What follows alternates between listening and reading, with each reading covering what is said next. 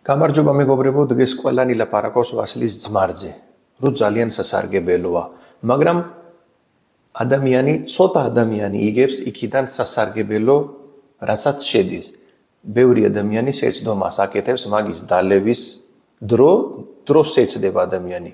მთელი დღე ნებისმიერ დროს ყლაპავს, ჯოგი მეუბნება, მე მივასება მჟავე და პირდაპირ ყლაპავ. წყალში შერევაც არ შეწუხდება. ჯოგი ღამე ძილის წინ სვა.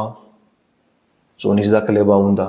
დღის ვიდეოში გეტყვი, ეს ვასილის ძმარი რა დროს არის ყველაზე საუკეთესო თუ დალევს იმ დროს თქვენი ჯანმრთელობისთვის იქნება კარგი.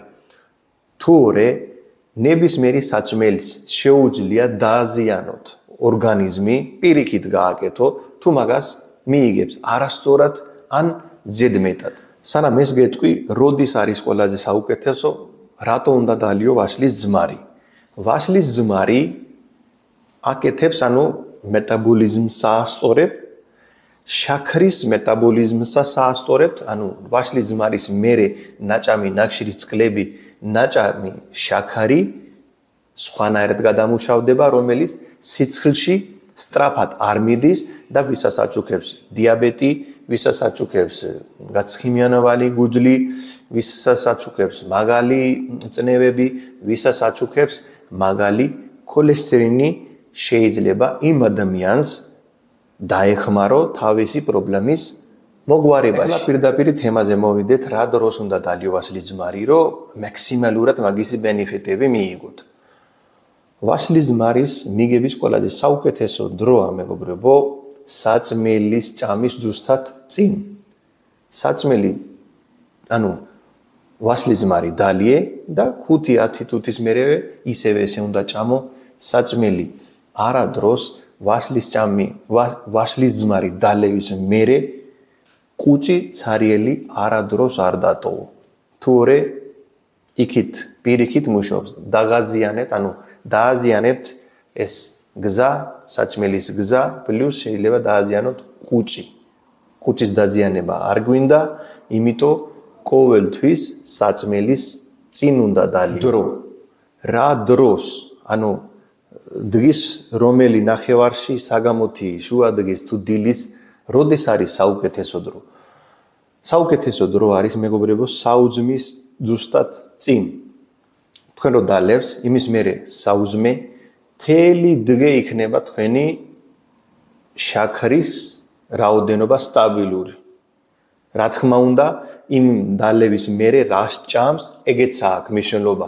ვასილის ძმარი დალევის მერე თუ მოიფიქრებს ერთი ნამცხვრის, ერთი ტორტი ვჭამო და კავა დავლიოთ, ვასილის ძმარი არაფერი არ გააკეთებ.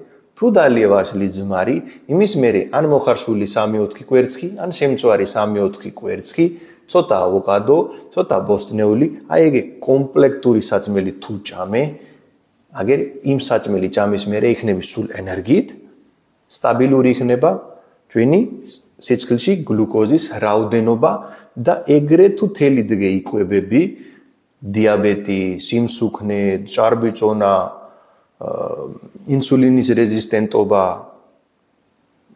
გაცხიმიანოვანი გუგლი, ამ ყველა პრობლემის მოგვარება შეიძლება ეგეთი კვებით. ჯოგი ადამიანი ვასილის ძმარი პირდაპირ იგებს. არა დროს, მეგობრებო, ვასილის ძმარი არის ძალიან მჟავე, მჟავა. ექსტრემალური მჟავა არ ჭირდება ჩვენი კუჭს. იმ კუჭის მჟავის ახლოს გინდა, იმიტომ ყოველთვის 200 გრამი წყალში 1 სუფრის კოზი ერთდროულად შეურიეთ და დალიე. ეგეთ საჭურუპავით, თორე ენამილები რო არის, მაგის გაფუჩება ვასილის ძმარის შეუძლია. კბილი გაფუჩდება. თუ პირდაპირ სვა, ყოველთვის შეურიეთ წყალში და ესე დალიე. ყველაზე ცუდი დრო ვასილის ძმარის ძილის წინ. ადამიანი ძილის წინ სვავს და მერე მთელი ღამე მშიერია. ეს ყველაზე ცუდი დრო არა დროს. არ დალიო, იმიტომ დაზიანება იქნება კუჭში. ერთ კვირაში მაგას ვერ იგრძნეთ, მაგრამ ხანგრძლივი თუ დაიწყეთ ესე დალევა, მოიფიქრებს, რომ ძილში, წონაში ვიკლები, ეგრე არასწორია. ყოველთვის ცადე შერეული წყალში, საჭმელის გინდა საუძმე გინდა ვახშამის წინ უნდა დალიო.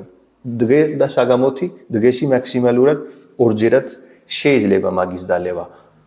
თუ მოგეწონა ინფორმაცია მეგობრებო, გააზიარეთ, იმიტომ დღეს ყველა სვამს, ყველა ოჯახშია ეს ვაშლის ძმარი, ყველა სვამს ვაშლის ძმარი, გააზიარეთ ყველა მეგობარში, იქნება ვინმე შეცდომას აკეთებდა, მერე პრობლემაში არ წავიდეს. სულიკავი, ჯანმრთელი და ბედნიერი.